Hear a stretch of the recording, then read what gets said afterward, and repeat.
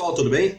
Resolvi fazer esse vídeo falando sobre o que aconteceu aqui em Porto Alegre quando a bancada negra de vereadores se opôs a cantar o hino sul-rio-grandense porque entendeu haver dois versos racistas que menosprezam a classe negra. A ideia de gravar o vídeo se deu porque, se fosse escrever, seria um verdadeiro livro digital e, creio, quase ninguém leria. Assim, através desse vídeo, eu pretendo alcançar o maior número possível de pessoas, beleza? Uma recomendação. Percebo que alguns amigos meus ficam ofendidos com algumas de minhas postagens, principalmente as de cunho político. Ofensa nunca foi a minha intenção. E espero sinceramente que você perceba a diferença que existe entre eu ofender você e você se sentir ofendido comigo, ok? Há uma grande e relevante diferença nisso. Beleza? Aproveito para dizer que estou sempre aberto a todo e qualquer diálogo, sobre qual assunto for, desde que se mantenha o respeito. Argumentum ad hominem, aquele que se faz querendo atacar a pessoa, não será tolerado e será excluído das postagens. Ataque sempre a ideia, jamais a pessoa. Respeito é bom e todo mundo gosta. Nada de rótulos, nada de ofensas, nada de gado pra lá, gado pra cá. Em realidade, todos somos gado, só que estamos pastando em capim ideológico diferente. Enquanto ficamos aqui nos dividindo por questão de vaidade ou ingenuidade, os dirigentes políticos se esbaldam e levam nossos últimos trocados, aumentando cada vez mais seus privilégios e diminuindo cada vez mais os nossos direitos, conquistados com muito sangue e suor.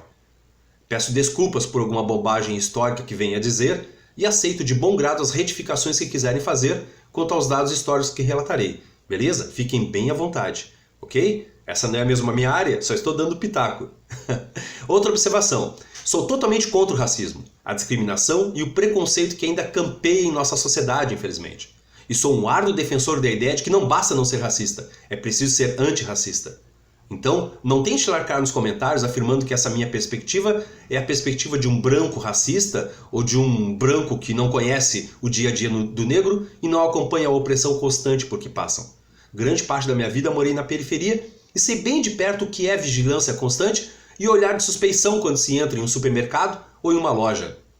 E discuto muito racismo com amigos negros, ativistas e intelectuais. Evidentemente que, por ser branco e hoje de classe média, não tem um lugar de fala mais apropriado que o próprio negro, né? O próprio negro que vive essa discriminação na pele, literalmente, diariamente, constantemente. Entretanto, sou um fervoroso ativista contra a discriminação e faço minhas as palavras de Fernando Pessoa. Há 3 assassinos que devemos combater sempre: a ignorância, o fanatismo e a tirania. Sempre que posso, posiciono-me para diminuir o raio de ação desses 3 assassinos, no vão desejo constante de erradicá-los das relações sociais. Alguns dirão que isso se assemelha a secar gelo, que é impossível. Mas, como se diz, é para isso que serve a utopia, não é mesmo? Beleza? Vamos lá então? Bom, antes de analisarmos os versos do hino tidos como racista, temos de ter um aporte histórico. E para isso, vamos a um pequeno resumo da Guerra dos Farrapos para poder contextualizar a situação e melhor compreender tudo o que envolve a interpretação dos versos do hino sul-rio-grandense, pelo menos os tidos como racistas. Beleza? Olha só, a Guerra dos Farrapos se deu em 20 de setembro de 1835 e se estendeu até 1º de março de 1845, uma revolta que durou 10 anos, durante o período regencial. Embora tenha sido uma guerra de longa duração, não teve tantas baixas, se compararmos com outros conflitos armados, evidentemente, cerca de 3.000, segundo alguns relatos históricos. Grandes líderes dos farrapos reuniram-se no dia 18 de setembro de 1835 e decidiram que a revolta seria iniciada 2 dias depois, 20 de setembro. Quando a revolta foi iniciada, ela não tinha um caráter separatista, ou seja, separar-se do restante do Brasil e criar um novo país, uma nova república. Entretanto, com o decorrer dos acontecimentos, foi isso que acabou acontecendo. Foi em 11 de setembro de 1836 que os farrapos decidiram pela separação e foi proclamada a República de Piratini ou República Rio-Grandense. Ou seja, de fato, pelo menos para os locais, estava declarada a separação do Sul do restante do Brasil. E isso deu início a uma nova fase da Revolução, e os conflitos tornaram-se mais agressivos. Muitos historiadores afirmam que a proclamação da República Rio-Grandense deu fim à fase de revolta e marcou o início da fase de guerra. Bento Gonçalves, um dos líderes dos farrapos, foi nomeado presidente dessa república e assumiu em 1837. A Guerra dos Farrapos, não obstante o título sugestivo, foi um movimento da elite, pessoal, organizado pelos estancieiros, A província do Rio Grande do Sul tinha uma economia baseada na pecuária, com a criação de gado e produção de charque. Ao contrário da tendência da economia agrária do restante do país, predominantemente voltada para a exportação, a província gaúcha produzia para o mercado interno, para o consumo interno. Tá? E comercializava muito o charque, que era muito utilizado na alimentação dos escravos, em diversas províncias brasileiras, e sofriam com a concorrência desleal com o charque platino produzido pela Argentina e pelo Uruguai, pois o charque produzido no Rio Grande do Sul pagava 25% de imposto quando chegava ao Rio de Janeiro, enquanto o charque argentino e uruguai pagava só 4%. É mole? Evidentemente que os produtores rurais brasileiros, em virtude dessa onerosa taxação, penavam para competir no mercado brasileiro, para competir no cenário, né, de consumo interno. Para agravar o quadro, tinham de pagar altos impostos com a circulação do gado na fronteira do Brasil com o Uruguai, além de terem ficado completamente indignados com a negativa do governo em ajudar os estancieiros com a perda que haviam sofrido após um surto de carrapatos no gado em 1834. Ou seja, eram extremamente tributados e não havia nenhum retorno dessa tributação. Nada muito diferente dos dias de hoje, não é mesmo? A Guerra dos Farrapos foi tida como uma revolta tributária praticamente. Os estancieiros, depois de esgotadas todas as possibilidades de negociar com o Império, acabaram por deflagrar o conflito como última esperança de tentar reverter a situação. Tudo isso somado, mais os ideais separatistas que havia, culminou num longo conflito civil no país, com a duração de 10 anos, terminando com a assinatura do Tratado do Poncho Verde. Ou Ponche Verde, tanto faz, né? Bom, agora vamos a um outro lado da Guerra dos Farrapos. A história como um todo, e infelizmente até hoje ainda é assim, nunca foi benfazeja com os que não se incluem na maioria conservadora que sempre esteve no poder. Ali, gravitando em torno dele, com influência, com extorsão, com chantagem, com jeitinho, com troca de favores. Praticamente todos os que não se enquadram nesse critério vão sempre ficar com a menor fatia do bolo. Alguns, no entanto, ficarão só com as migalhas desse bolo. E isso se chegarem a ficar com as migalhas. Uns nem a isso terão direito. É mole? Importante destacar que a Guerra dos Farrapos não foi abolicionista, como somos levados a crer. Não foi uma guerra de ideais, mas sim contra os altos impostos cobrados pelo Império. E para incorporar as filas dos combatentes, os farroupilhas arregimentavam negros escravos, inclusive os que eram feitos como prisioneiros, ou mesmo os que lutavam ao lado do Império.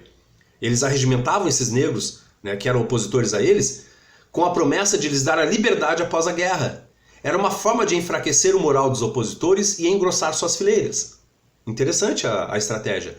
Logo no início da guerra, índios, negros e mulatos já estavam armados de lança. Em 1836, surgiu o primeiro corpo de cavalaria dos lanceiros negros, composto por mais de 400 integrantes. Segundo as memórias de Garibaldi, eram os melhores e mais fiéis soldados. Eram excelentes e ansiavam pelo combate. Combatentes de cavalaria entregavam-se às batalhas com um grande denodo, por saberem, como verdadeiros filhos da liberdade, que essa para si, seus irmãos de cor e libertadores estaria em jogo em cada combate. Manejavam com grande habilidade suas armas prediletas, as lanças. Essas que eles usavam eram mais longas do que as comuns na época. Combinando essa característica com a instrução para o combate e a disposição para a luta, os lanceiros negros foram usados como tropas de choque, uso hoje reservado às formações de blindados, para você ter uma ideia de sua importante participação no combate. Eram armados também com adaga ou facão, e em certos casos, algumas armas de fogo em determinadas ocasiões. Como lanceiros, eles não utilizavam escudos de proteção, mas sim seus grosseiros ponchos de lã, os bicharás. Já ouviram falar? Os bicharás serviam também de cama, cobertor e proteção do frio e da chuva. Quando em combate a cavalo, enrolado no braço esquerdo, o bichará, o poncho, servia-lhes para amortecer ou desviar um golpe de lança ou espada. No corpo a corpo, desmontado, o bichará servia para parar ou desviar um golpe de adaga ou espada, em cuja esgrima eram habilíssimos, em decorrência da prática continuada do jogo do talho. Já ouviram falar? Um nome dado pelo gaúcho à esgrima simulada com faca, adaga ou facão. Uma esgrima gaudéria, vamos dizer assim. Alguns poucos eram hábeis no uso de boleadeiras como arma de guerra, principalmente para bater o inimigo longe do alcance de sua lança, quer em fuga, quer manobrando para obter melhor posição tática. Por tudo isso, infundiram grande terror aos adversários imperialistas e se tornavam um trunfo para os republicanos farroupilhenses. Mas qual foi o destino desses lanceiros negros? Como viveram após a guerra? O que lhes aconteceu depois de terminada a guerra? Aí é que está o ponto nevrálgico, nefasto e infame da contenda. A maioria dos lanceiros negros não viveu para contar história. O Tratado de Poncho Verde foi um acordo que pôs fim à Revolução Farroupilha, voltando o território litigante a fazer parte do Império do Brasil, de Dom Pedro II. É aceita como data de sua assinatura o dia 1º de março de 1845, quando foi anunciada a paz. Poncho Verde, ou Poncho Verde, é uma região assim denominada pelas suas verdes campinas, ótimas para o pastoreio de gado. Em Poncho Verde, no final de fevereiro de 1845, foram examinados pelos republicanos os termos do documento, já assinado pelo Barão de Caxias, apelidado de O Pacificador, e também chamado de O Duque de Ferro, que liderou os combates contra os revoltosos farroupilhas. O tratado foi intitulado Convenção de Paz entre o Brasil e os republicanos. O general Davi Canabarro, comandante em chefe do exército republicano, investido de poderes para representar a presidência da República, aceitou as condições. Farrapos imperiais se reuniram no acampamento imperial de Carolina, em Poncho Verde, para declarar a pacificação da província. Das 12 cláusulas da pacificação que foram lidas em voz alta em Poncho Verde, no dia 25 de fevereiro, por Antônio Vicente da Fontoura, vale destacar duas. Artigo 3º. Dar-se-á pronta liberdade a todos os prisioneiros e serão estes, às custas do governo imperial, transportados ao seio de suas famílias, inclusive os que estejam como praça no exército ou na armada. Artigo 7º. Está garantida pelo governo imperial a liberdade dos escravos que tenham servido nas fileiras republicanas ou nelas existam. Além dessas e outras garantias, o charque que era importado do Uruguai e da Argentina foi sobretaxado em 25%, diferentemente dos 4% que o Império cobrava. Lembram que o fato de o charque gaúcho pagar 25% de imposto e o importado do Uruguai e da Argentina pagarem 4% foi o principal motivo do confronto que se seguiu? Que isso nos sirva de lição. Nós podemos tirar daí uma lição. Se quisermos garantir nossos direitos, temos de lutar por eles. Mas, retornando às garantias de pacificação, vamos nos ater ao 3º e ao 7º artigos? Dar-se-á pronta liberdade a todos os prisioneiros e será garantida a liberdade dos escravos, tanto os que tenham deixado as fileiras monarquistas para encorpar a fileira dos republicanos, quanto os que lutaram contra os revoltosos. Lembrando que os estancieiros já haviam prometido a liberdade aos escravos que batalhassem contra o Império.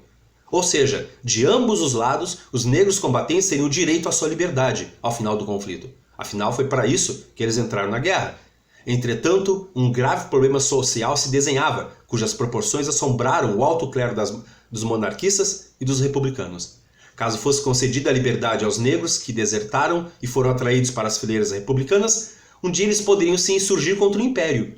E como são fortes e bravos combatentes, isso poderá se tornar um sério problema mais à frente. Além do mais, alforriando esses, poderá haver uma insurgência dos outros pelo restante do país, já que a alforria só foi prometida aos que lutassem. O que fazer para resolver esse problema? A solução, meus amigos, foi o que hoje deveríamos ver como extremamente desonrosa e vergonhosa para o Sul. Alguns foram devolvidos aos seus donos, mediante reivindicação.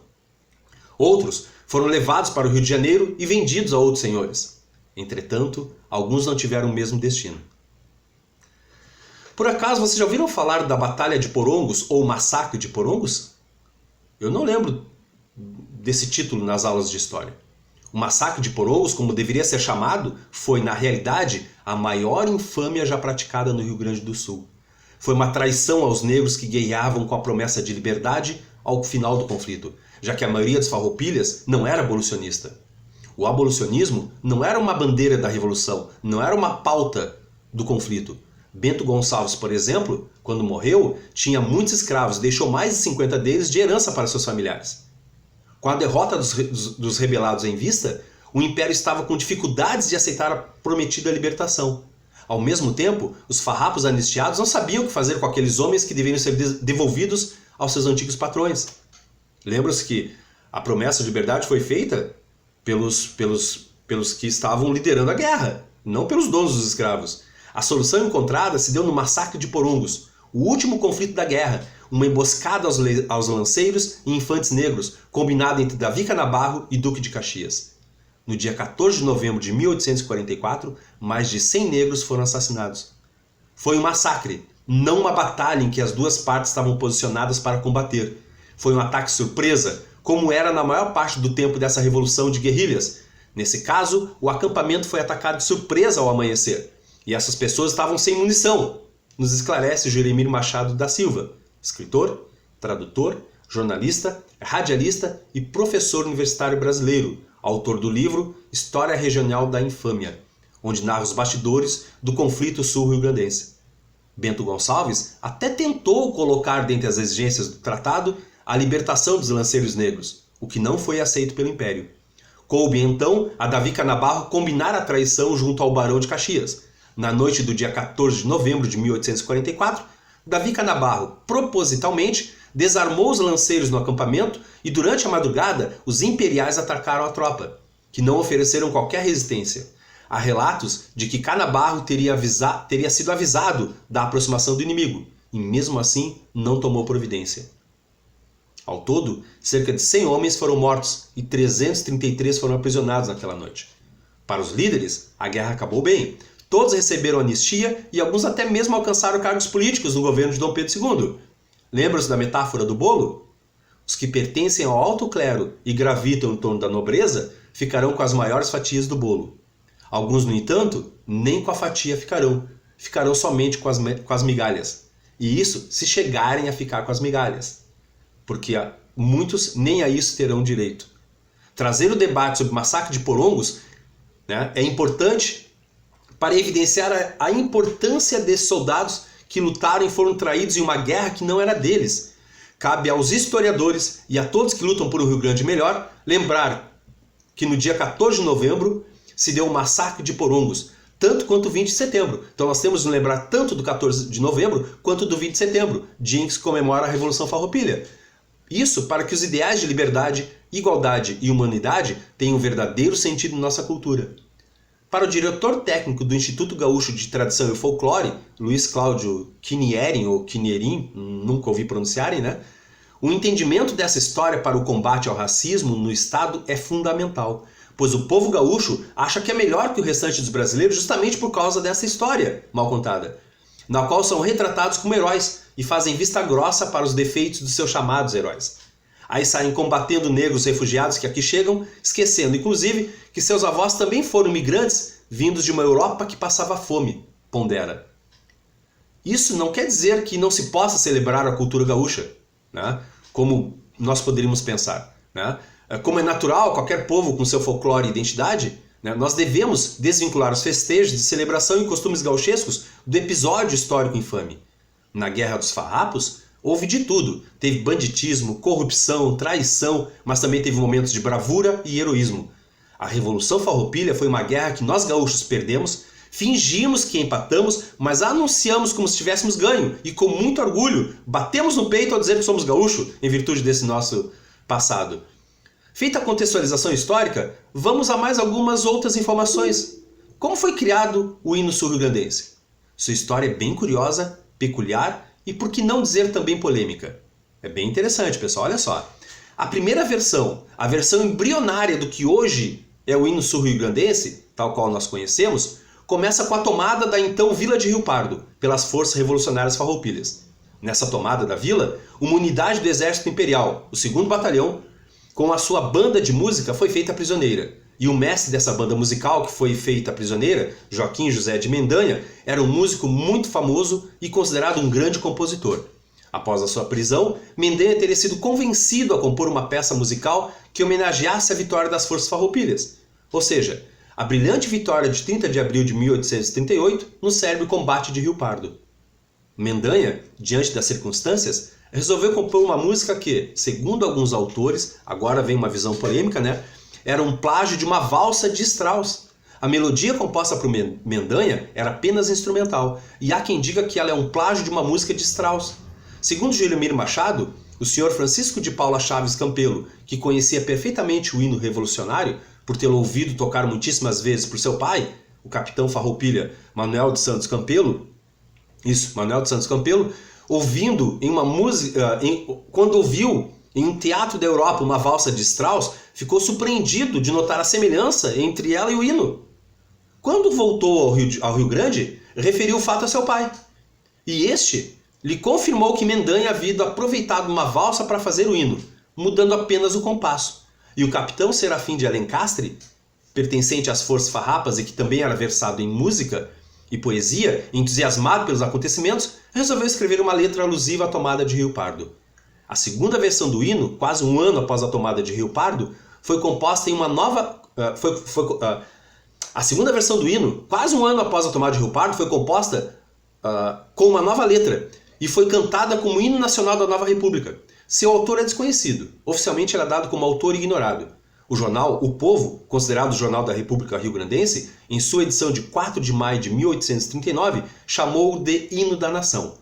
A terceira versão do hino, após o término do movimento Farroupilha, apareceu desta vez com um autor conhecido, Francisco Pinto da Fontoura, vulgo o Chiquinho da Vovó. Parece uma zoeira, né, pessoal? Mas é isso mesmo, Chiquinho da Vovó. É mole? Essa terceira versão foi a que mais caiu no agrado popular. Inclusive as crianças cantavam. A letra composta pelo Chiquinho da Vovó, não é zoeira, pessoal, é basicamente a mesma cantada até hoje em dia e tida como oficial, com uma ligeira alteração. Em 1966, um trecho que dizia: "Entre nós, reviva Atenas para assombro dos tiranos, sejamos gregos na glória e na virtude romanos." Esse trecho foi retirado da letra cantada desde 1933. O pedido de exclusão foi feito pelo então deputado estadual Getúlio Marcantônio. Para ele, muitas pessoas já não cantavam essa parte. E além disso, como ela citava outros povos que não tinham nenhuma identificação com o povo gaúcho, não tinha por que continuar a compor o hino, né? Isso é meio óbvio. Mais de 4 décadas depois, em 2007, um outro projeto de lei tentou reincorporar a parte excluída, mas acabou arquivado. O que gerou uma grande repercussão são os 2 últimos versos da 4ª estrofe, que trazem as seguintes palavras polêmicas: "Povo que não tem virtude, acaba por ser escravo." O vanguardista que sugeriu a troca de verso por considerá-lo racista foi o professor, poeta, escritor e idealizador do dia 20 de novembro, como Dia da Consciência Negra, Oliveira Silveira. A resposta do intelectual negro tem entre... A proposta, né, desse intelectual tem entre 25 e 30 anos. E foi no início dos anos 2000 que ganhou acolhida por todos os militantes do movimento negro do Rio Grande do Sul, bem como alguns não negros que militam e estudam racismo e discriminações. Destaca-se por oportuno que estes fatos, o de se recusar a levantar em protesto pelo conteúdo do hino Farroupilha, tido como racista, é muito utilizado pelo movimento negro. De forma mais específica, muito utilizado pela juventude que chegou às universidades pouco antes ou pouco depois das cotas raciais. A juventude negra e militante acadêmica vem enegrecendo epistemologicamente um lugar que era só branco e onde os negros só figuravam como terceirizados ou como objeto de estudo. No entanto, essa juventude vem se recusando a se levantar nas suas formaturas. Tais atos fizeram a URGS, em 2018, desobrigar a execução do hino nas suas cerimônias de formatura. O eco midiático de hoje tem explicação pelo lugar em que foi feito esse manifesto, e mais ainda por quem foi feito: vereadoras e vereador. Para os ativistas e estudiosos, o verso é racista. As argumentações a favor do racismo nos versos seriam basicamente as seguintes. Primeiro, Bento Gonçalves prometeu liberdade aos escravizados e não cumpriu. Quando morreu, inclusive, teria deixado cerca de 50 seres humanos escravizados como herança, o que comprovaria a traição do que fora prometido pelo líder farrapo. Os negros cativos que lutaram em troca da liberdade eram um problema para selar a paz. Por esta razão, e com a anuência de Bento Gonçalves, Davi Canabarro e Duque de Caxias teriam planejado o que hoje é conhecido como Massacre de Porongos, onde os negros farroupilhas, conhecidos como lanceiros negros, foram traídos, desarmados e executados pelo Império de maneira vergonhosa, de maneira traiçoeira. Tudo combinado com as lideranças farroupilhas. Com os negros dizimados, o caminho da rendição estava construído. Em 1966, a música foi oficializada, mas também modificada. Foi suprimido um verso, e a explicação é que o verso retirado não tinha nada a ver com a história do povo gaúcho. Dessa afirmação, é plausível supor que tudo que está na letra do hino tem relação direta com a história gaúcha. Como eram os negros escravizados naquele período histórico, essa passagem também alicerça as argumentações de que o verso é sim dirigido aos negros, de que os versos são sim racistas. Sobre o mérito da afirmação feita no verso, povo que não tem virtude acaba por ser escravo, é possível deduzir que as pessoas negras que foram escravizadas por 380 anos não tinham virtude? E quem é que tinha virtude? Quem escravizou por acaso deu prova de virtude? Tudo isso somado serviu e serve de combustão para um tema bastante incendiário, o racismo. Bom, eu vou terminar aqui essa primeira parte, tá, pessoal? Daqui a pouco vem a segunda parte. Espero que vocês tenham paciência para acompanhar, beleza?